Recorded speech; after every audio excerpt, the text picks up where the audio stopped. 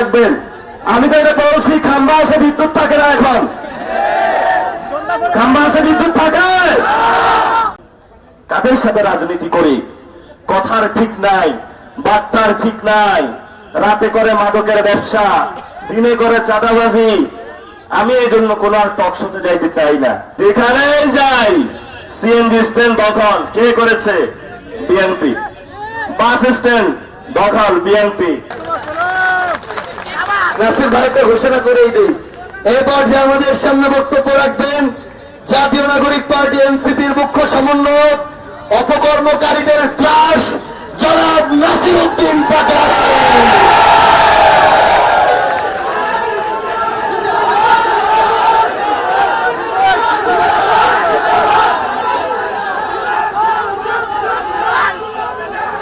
আসসালামু আলাইকুম।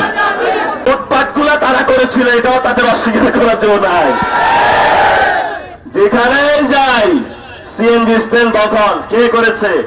BNP. Bus stand দখল বিএনপি। বাজারঘাট দখল বিএনপি। রাখছেনটা কি বাংলাদেশে? যা রাখছি ওটা এখনো বাকি আছে স্কুল কমিটি আর মসজিদ কমিটি। আগামী 1 বছর পরে এটাই সাইজ করে দিব। তো বলে মসজিদের কাজ কি? ওই মসজিদের সমাজ কল্যাণ মন্ত্রণালয় থেকে টাকা আসে, ওটাও খাইয়া দিতে হবে। স্কুল কমিটিতে কাজ কি? বাচ্চাদের জন্য ছোট ছোট বিস্কুট আছে, ওই টাকাও খাইয়া দিতে হবে। 70 বছর বুকা ছিলাম, বাংলাদেশ আরো 100 বছর খাইলেও তো এটা শেষ হবে না। তোমার জন্য লালত, তুমি মানুষের সেই জনগণের যে টাকা সেটা মেরে দিয়েছ, তুমি বাংলাদেশে কোনো নাগরিক হইতে পারো না। এত এই ধরনের মানুষ রাজনীতি করে, এখন নিজেরা রাজনীতি করতে লজ্জা পায়। কাদের সাথে রাজনীতি করি, কথার ঠিক নাই, বার্তার ঠিক নাই। রাতে করে মাদকের ব্যবসা, দিনে করে চাঁদাবাজি। আমি এই জন্য কোন আর টক শোতে যাইতে চাই না। ডানে ঘুরে দেখে একটা, বামে ঘুরে দেখে আরেকটা। আপনারা তো এগুলা থেকে গন্ধ পান না। দুর্নীতির গন্ধ খুব বিশ্রী গন্ধ। আপনার যারা সন্তান বাবারা এখানে একসাথ হয়েছেন, আপনার সন্তানকে বলবেন, বাবা তুমি অন্যায় থেকে দূরে থাকো। তুমি নির্যাতিত হয়েছ গত 17 বছর, এখন তুমি অহংকারী হইও না। আল্লাহর দিকে তাকায় হলো একটা সেজদায় পড়ে কালকে থেকে ভালো হয়ে যাও। আল্লাহ অনেক বড় ক্ষমাশীল। জনগণের যে টাকা তা ফেরত দিয়ে দেন, স্কুল কমিটির টাকা ফেরত দিয়ে দেন, বাস স্ট্যান্ড গুলা খালি করে দেন। যিনি বাসের ব্যবসা করে শ্রমিক, তাদেরকে ছেড়ে দেন। তারা অনেক দুঃখ কষ্ট করে সারাদিন একটা বাস চালায়। সিএনজি স্ট্যান্ড ছেড়ে দেন। একটা লোক নিজের সিএনজি কেনার টাকা নাই, সেই লোক আরেকজনের সিএনজি চালায়, ওইখান থেকেও সে ভাগ বসায়। কত লজ্জা তাদের জন্য। আমি কি এতক্ষণ খারাপ কিছু বলেছি? এগুলা তারা করে কেন? এটা আমি কোনো লজিকে পাই না। বললে আবার চোখ তুলে ফেলে। এদেরকে কি করা যায় আপনারা একটা বুদ্ধি দেন। হ্যাঁ, এটা তো জেলে থাকলেও সংশোধন হবে না। গত 17 বছর তো থাকছে, সংশোধন হয় নাই, খাসলত পরিবর্তন হয় নাই। হয়েছে? কোন পরিবর্তন হয় নাই। এখন মিডিয়া ভাইরা আজকে অনেকে এসেছে, ওনাদের জন্য কিছু কথা বলতে হবে। ভাইরা অনেক কষ্ট করে, সব মিডিয়ার, ওনারা যারা মিডিয়া চালায়, মানে মিট্রো রিপোর্টিং করে মাঠে, ওনারা সবাই খারাপ না। খারাপ হলো মালিকরা। এরা হলো জনগণের টাকা মেরে দেয়, দিয়ে সাংবাদিকদের বলে এই রিপোর্ট তো করতেই হবে। উনি তো অসহায় মানুষ। তো আমরা যেটা বাংলাদেশে এখন দেখতে পাচ্ছি, আমার একটা 2 বছরের সন্তান আছে। আপনাদের কার কার সন্তান আছে একটু হাত তোলেন তো। অনেক দেখি বিবাহিত, যাক আলহামদুলিল্লাহ। বিবাহিত হওয়ার পরে যখন যাদের সন্তান হয়, এই সন্তান হওয়ার সময় 10 মাস 10 দিন হলো আপনার ওয়াইফ প্রেগন্যান্ট থাকে। ওই সময় তাকে ভালো ভালো খাওয়াইতে হয়। যারা ইসরায়েলি ইহুদি, তারা তাদের এই সোসাইটিটা খুব ভালোভাবে গড়ে, মধু খাওয়ায়, বেদানা খাওয়ায়।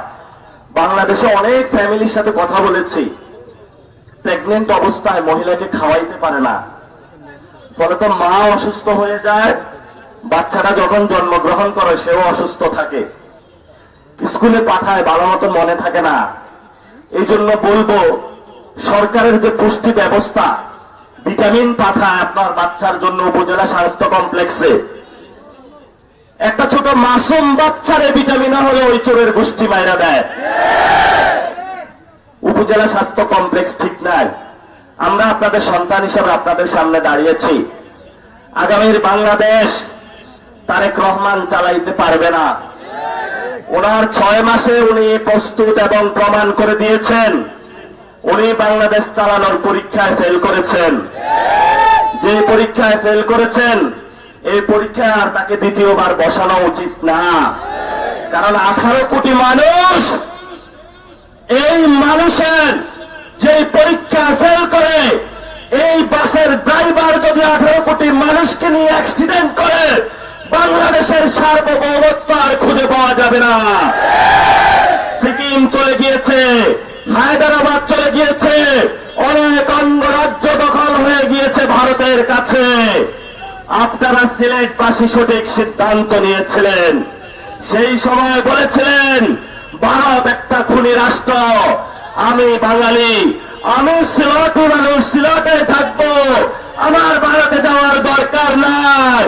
এখন যদি সিলেটে কি কেউ ভারতে নিয়ে যেতে চায়, সিলেটবাসী কি ওই দিকে যাবে?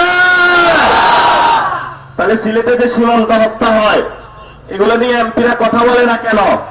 সিলেটে যে মাদকের চালান ঢুকে তরুণ প্রজন্মকে নষ্ট করে দিচ্ছে, এগুলো নিয়ে যারা রাজনীতি করে কথা বলে না কেন?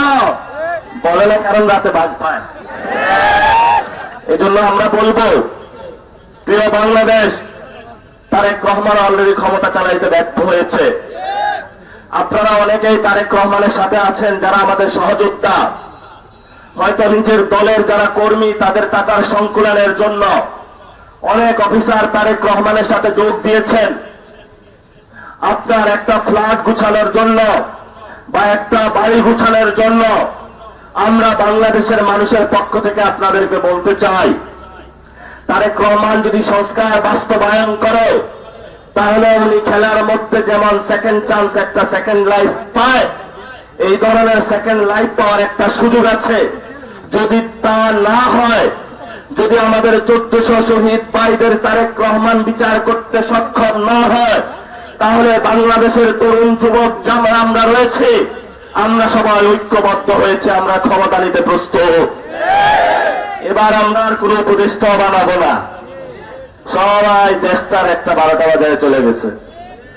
এবার হলো একটাই অ্যাকশন, তরুণরা পুরা বাংলাদেশে যেভাবে ডাকাতদেরকে ঠেকিয়েছে, এইভাবে নিজেরা ক্ষমতায় গিয়ে নেতৃত্ব দিয়ে বাংলাদেশে চাঁদাবাজি বন্ধ করবে, টেন্ডারবাজি বন্ধ করবে, তরুণদের কর্মসংস্থান ব্যবস্থা করবে, ব্যবসায়ী ভাইদের উন্নয়ন করবে, পুলিশের সংস্কার করবে, ব্যবসার সংস্কার করবে, মিডিয়ার সংস্কার করবে, আপনার মা বাবার চিকিৎসার নিশ্চিত করবে, আপনার যিনি সন্তান রয়েছে তার চাকরির ব্যবস্থা করবে। যারা সিএনজি ভাইরা আপনারা স্টেশনে গিয়ে গ্যাস পাচ্ছেন না, আমরা আপনাদেরকে প্রতিশ্রুতি দিচ্ছি গ্যাসের ব্যবস্থা করব। যেই পেট্রোল অক্টেনের দাম বাড়ানো হয়েছে, জনগণকে ভোগান্তিতে ফেলানো হয়েছে, আমরা আপনাদেরকে কমিটমেন্ট দিচ্ছি পৃথিবীর আরো অনেক দেশ রয়েছে যেখান থেকে আমরা অক্টেন এবং পেট্রোল এনে আপনাকে কমিয়ে দেওয়ার ব্যবস্থা করব। এবং আমরা আপনাদেরকে বলতে চাই, সিন্ডিকেটের কারণে উত্তরবঙ্গের যেই 10 টাকার সবজি ঢাকায় গিয়ে 100 টাকা হয়, আমরা সেই সিন্ডিকেট বন্ধ করে 10 টাকার সবজি আর 10 টাকার যাতায়াত, 20 টাকা আর 5 টাকা লাভ, 25 টাকা আপনাদের হাতে ইনশাল্লাহ তুলে দিতে প্রস্তুত আছে। এটা কি কোনো কঠিন কাজ? খুবই সহজ কাজ। 10 টাকার উৎপাদন, 10 টাকা যাতায়াত, 5 টাকা হলো লাভ, অনেক লাভ, আলহামদুলিল্লাহ। সিন্ডিকেট সব বাদ। এটা কোনো কঠিন কাজ? এটা তো একদিন বললে তারেক রহমান বন্ধ করতে পারে না কেন? হ্যাঁ, সবাই বলছে শিশুর আমিষা হত্যার বিচার হয় না। এটা তো প্রতিশ্রুতি দিয়েছিল 1 মাসের মধ্যে হবে। বাংলাদেশ আর কোন প্রতিশ্রুতি আসলে কাজ করে না। কেন করে না জানেন? কারণ আপনি তাকে সুযোগ দিয়েছেন, সে ক্ষমতায় বসে বসেছে, জনগণ তোমাকে ভুলের টাইম নাই, না গুণা, আমরা আজকে ঘোষণা করছি তোমাকেও আমাদের গুনার টাইম না। আপনারা দেখেছেন যে বক্তব্য বলে শেষ করব। শহীদ উসমান হাদি,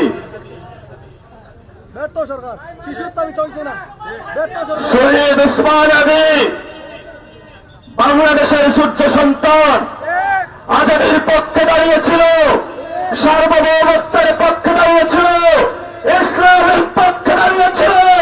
বাংলাদেশে তাকে দিনে দুপুরে খুন করে সরিয়ে দেওয়া হয়েছে। প্রধানমন্ত্রী দেশে এসে বললেন আমরা শহীদ উসমান হাদির হত্যাকাণ্ডের বিচার করব। আজকে 6 মাস অতিবাহিত হয়েছে, আপনার বাবার খুনিকে পাওয়া গিয়েছে।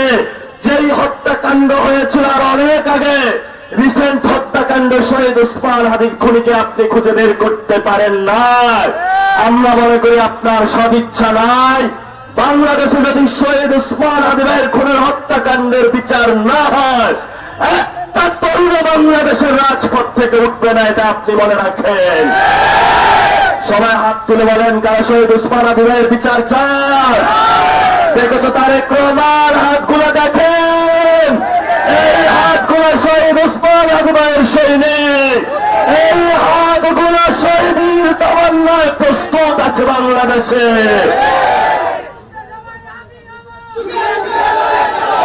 আমরা এখনো বিচার খুঁজে পাই নাই, পেয়েছি। আমি একটু এভাবেই কথা বলি, সহ্য করতে হবে আপনাদের।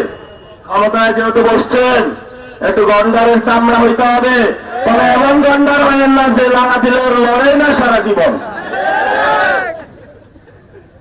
আমাদের ইজ্জত নিয়ে আপনি ছিনিমিনি খেলছেন, আমাদের তরুণদের ভবিষ্যৎ নিয়ে আপনি ছিনিমিনি খেলছেন, আমাদের মা বোনদের ভবিষ্যৎ নিয়ে আপনি ছিনিমিনি খেলছেন। এই অধিকার আপনাকে কে দিয়েছে? যদি ছিনিমিনি খেলেন, আমার ভাগ্য নিয়ে বাংলাদেশের সব মানুষ বসে থাকতে পারে, তারেক রহমান পুরো বাংলাদেশে আপনি নিতে পারেন, তবে নাসির উদ্দিনকে কখনোই আপনি আপনার পকেটে নিতে পারবেন না। এটা আপনাকে লিখে দিয়ে গেলাম আমি।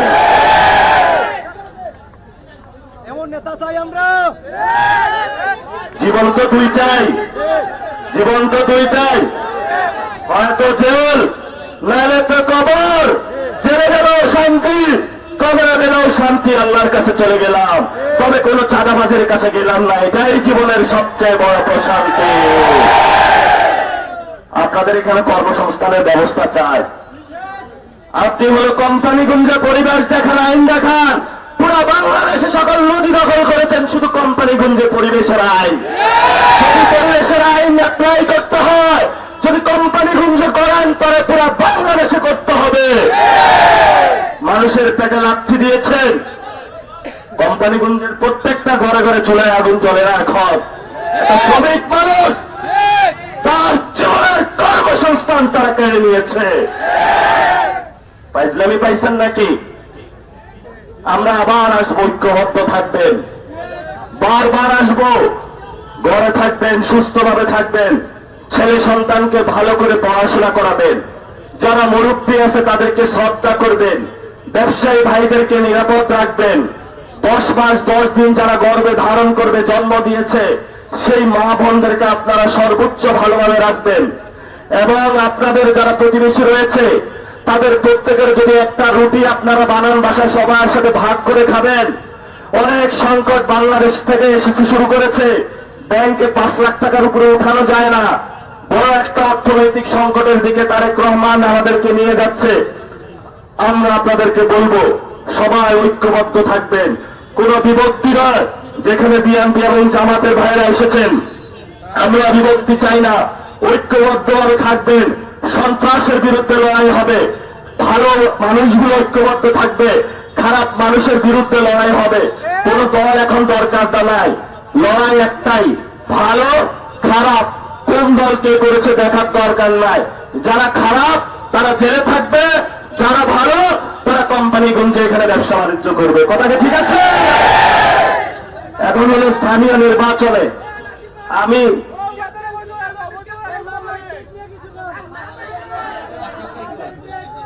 আমাদের মাজারের অনেক জায়গায় অব্যবস্থাপনা চলছে। কেউ মাজার দখল দেওয়ার চেষ্টা করতেছে। আবারই হলো সিলেটে অনেক ঝামেলা হচ্ছে। আমরা বলবো যে মাননীয় সরকার এটা সমাধান করেন। আরিফ ভাই সমাধান করেন।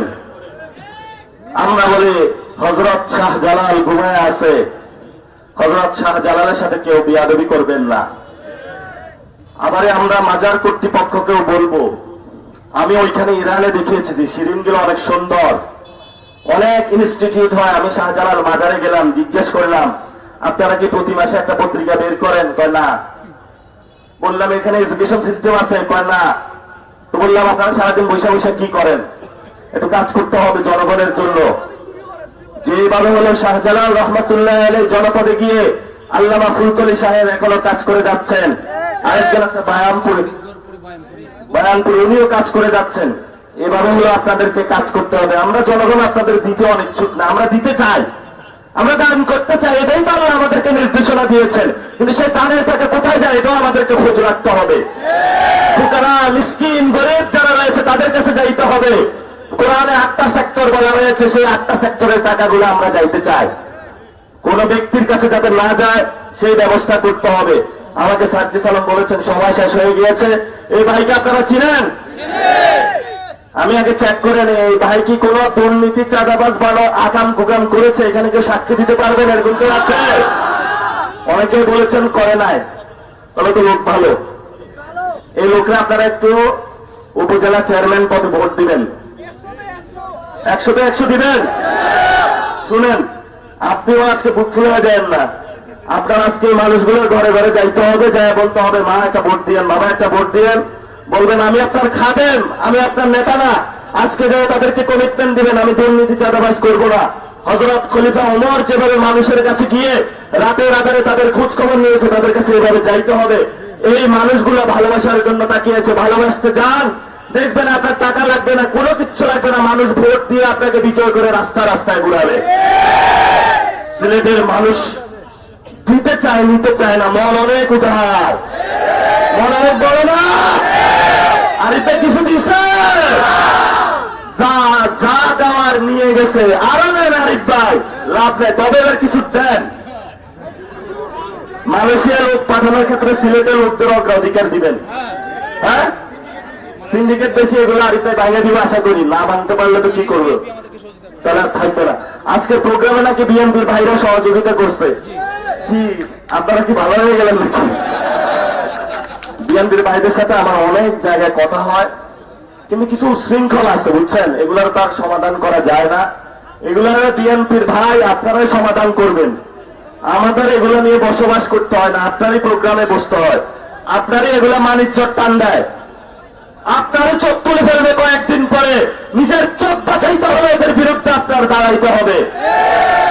সবাই দোয়া করবেন। অনেক কথা বলে গেলাম, শুনে গেলেন, বাসায় গিয়ে ভুলে গেলেন, এটা লাভ নাই। আমল করবেন, ওলি আল্লাহদেরকে শ্রদ্ধা করবেন, ইসলামের পক্ষে। ঠিক আছে, ইনশাআল্লাহ আমরা আসলে বিদ্যুতের সমাধান করব, গ্যাসের সমাধান করব। সিলেটের গ্যাস দিয়ে অন্য পুরো বাংলাদেশ বলে চলে, কিন্তু সিলেটে গ্যাস থাকে না। সিলেটটা সবাই হলো চুষে গেল, কিন্তু সিলেটটা কেউ দিল না। আর সিলেটে একজনের শ্বশুর বাড়ি, ওদিকে না বললাম, পরে পূর্বে ব্যক্তি আক্রমণ। রাস্তাগুলোর এত বাজে অবস্থা, পুরো লক্কর চক্কর অবস্থা সিলেটের রাস্তার। আমরা বলবো মাননীয় প্রধানমন্ত্রী বিমানে না আইসা সিলেটে একদিন বাসে করে আসেন, দেখবেন টের পাইবেন সিলেটের কি অবস্থা। আপনি আসেন, আর যাওয়ার সময় সিলেটে কয়েকদিন থাইকে রাস্তাগুলো সুন্দর করে তারপরে সিলেট থেকে যান। সিলেটবাসী আপনার জন্য তাকায় আছে। সবাই দোয়া করবেন। আসসালামু আলাইকুম ওয়া রাহমাতুল্লাহি ওয়া বারাকাতুহু।